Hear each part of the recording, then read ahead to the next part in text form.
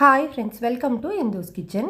இன்றைக்கி நம்மளோட கிச்சனில் நம்ம வீட்டில் இருக்கிற 3 பொருளை வச்சு டக்குன்னு ஒரு 10 நிமிஷத்தில் செய்யக்கூடிய ஒரு டேஸ்டான ஸ்வீட் எப்படி செய்கிறதுன்னு பார்க்கலாம். இதை செய்கிறதுக்கு ஃபர்ஸ்ட் ஒரு கடாயில் 2 டீஸ்பூன் அளவு நெய் சூடுபடுத்திக்கலாம். நெய் சூடானதுக்கப்புறமா இதில் மெஷரிங் கப்பில் 1/2 கப் அளவு ரவை சேர்த்துக்கிறேன். நீங்கள் எந்த கப்பில் ரவை எடுக்கிறீங்களோ அதே கப்லேயே மற்ற பொருட்களையும் மெஷர் பண்ணிக்கோங்க. ஸ்டவ்வை லோ டு மீடியம் ஹீட்டில் வச்சுட்டு இந்த ரவையிலேருந்து நல்லா வாசனை வர வரைக்கும் வறுத்துக்கலாம். இந்த அளவுக்கு ரவை நல்லா வறுபட்டதுக்கப்புறமா இதில் மெஷரிங் கப்பில் 1 கப் அளவு காய்ச்சி ஆற வச்ச பால் சேர்த்துக்கோங்க. பாலில் தண்ணி எதுவும் சேர்க்காமல் நல்லா திக்காக காய்ச்சிட்டு அதுக்கப்புறமா சேர்த்துக்கோங்க. அப்போ தான் ஸ்வீட் நல்லா டேஸ்ட்டாக இருக்கும்.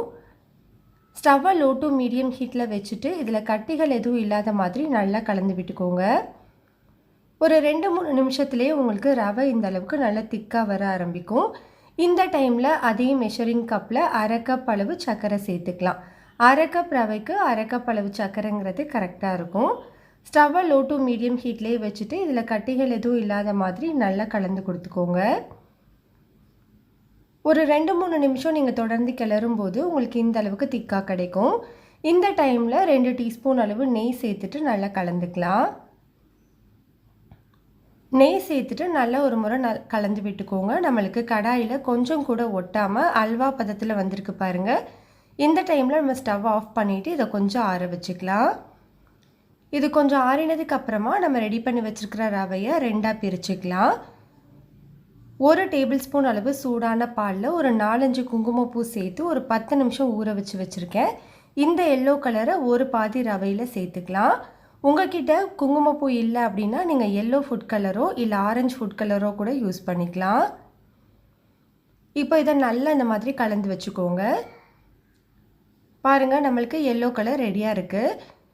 இப்போ நம்ம கைகளில் நெய் தடவிட்டு இந்த மாதிரி சின்ன சின்ன உருண்டைகளாக பிடிச்சு எடுத்துக்கலாம்.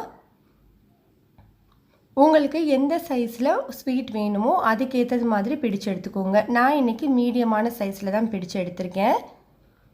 இதே மாதிரி நம்ம மொத்தத்தையுமே ரெடி பண்ணி எடுத்துக்கலாம். நல்லா வலுவலுன்னு உருட்டி எடுத்துக்கோங்க. பாருங்கள், இந்த மாதிரி இருக்கணும். எனக்கு மொத்தமாக 9 உருண்டைகள் கிடச்சிருக்கு. இப்போ நம்ம கையில் நல்லா நெய் தடவிட்டு நம்மளுக்கு பேலன்ஸ் இருக்கிற ரவையை ஒரு 2 நிமிஷத்துக்கு நல்லா பிசைஞ்சு விட்டுக்கோங்க. அப்போ தான் நம்மளுக்கு வலுவலுன்னு கிடைக்கும். இப்போ இதுலேருந்து கொஞ்சமாக மாவு எடுத்து இந்த மாதிரி நல்லா உருட்டிட்டு உங்களோட உள்ளங்கையில் வச்சு லைட்டாக இந்த மாதிரி அழுத்தி விட்டுக்கோங்க. நம்ம நார்மலாக பூரண கொழுக்கட்டை செய்கிறதுக்கு தட்டுவோம் இல்லையா, அதே மாதிரி இந்த மாதிரி தட்டி விட்டுக்கோங்க. இப்போ ஒரு சின்ன அப்பம் மாதிரி ரெடி பண்ணதுக்கு அப்புறமா நம்ம ரெடி பண்ணி வச்சுருக்கிற உருண்டையை உள்ளே வச்சு இந்த மாதிரி க்ளோஸ் பண்ணிக்கோங்க. உங்கள் கையில் நல்லா நெய் தடவிட்டு வலுவலுன்னு உருட்டி எடுத்துக்கலாம். உங்களோட உள்ளங்கையில் வச்சு ரொம்ப அழுத்தம் கொடுக்காம இந்த மாதிரி உருட்டிக்கோங்க. அப்போ நம்மளுக்கு பர்ஃபெக்டான ரவுண்ட் ஷேப் கிடைக்கும். இதே மாதிரி நம்ம மொத்தத்தையுமே செஞ்சு எடுத்துக்கலாம். பாருங்கள், நான் ஃபர்ஸ்ட் ஒரு 5 செஞ்சுருக்கேன். நான் கட் பண்ணி காட்டுறேன் பாருங்கள். நம்மளுக்கு சூப்பரான டேஸ்டான ஸ்வீட் வந்து ரெடி ஆகிடுச்சு. டக்குன்னு ஒரு 10 நிமிஷத்துலேயே செஞ்சிடலாம். கண்டிப்பாக இதை நீங்கள் ட்ரை பண்ணி பாருங்கள். ரெசிபி உங்களுக்கு பிடிச்சிருந்தா லைக் பண்ணுங்கள், ஷேர் பண்ணுங்கள், கமெண்ட் பண்ணுங்கள். இந்துஸ் கிச்சனை சப்ஸ்கிரைப்